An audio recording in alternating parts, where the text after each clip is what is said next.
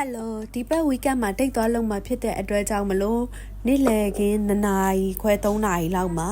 makeup ပြင်ဖို့ရအတွက် skin care လေးအရင်ဆုံးလိမ့်လိုက်တယ်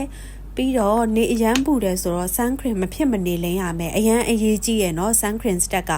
လုံးဝမ skip ပါနဲ့ပြီးသွားရင် sun cream ကိုမှတ်နှမျောပဲနဲ့လိုအပ်တဲ့အမောက်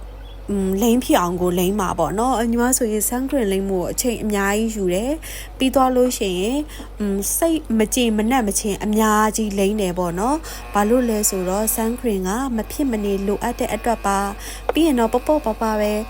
ဆိုတော့ကွန်ဆလာလေးနည်းနည်းလိမ့်တယ်ပေါ့နော်မျက်လုံးအောက်မှာရှိတယ်အရေးချောင်းလေးတွေကိုနည်းနည်းဖုံးအုပ်ဖို့အတွက်မျက်ကွန်ညူတာကိုလည်းနည်းနည်းသက်သာစေဖို့အတွက်ဟာတီဟာကကွန်ဆလာလေးကအရန်ကိုကောင်းတယ်ပေါ့နော်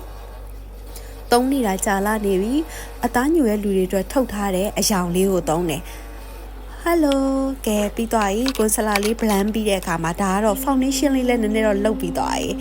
ပြီးရင်အာတီပေါင်နာလေးလည်းနည်းနည်း press လုပ်ပြီးတဲ့အချိန်မှာအရန်ပူလို့ aircon ရှေ့ကိုပြေးသွားရထပ်ပြီးတော့ပြီးရင်တော့အရန်ကြိုက်တဲ့ကံမိတ်ပါနီလေးကိုပဲစိုးလိုက်တယ်ဗျာဆိုပြီးတော့မျက်ခုံးနှုံမွေးဆွဲလန်လေးနဲ့ဟိုချစ်တီချစ်လှုပ်လိုက်တယ်ပြီးရင်အာဂီယိုဆယ်ဆွဲကျင်တာဒါပေမဲ့ဖြစ်မသွားဘူးအာဂီယိုဆယ်တော့မဖြစ်ပြီမဲ့နည်းနည်းပပလေးတော့လှလှလေးတော့မျက်လုံးလေးကဖူးကြွတဲ့အောင်လေးဖြစ်သွားတယ်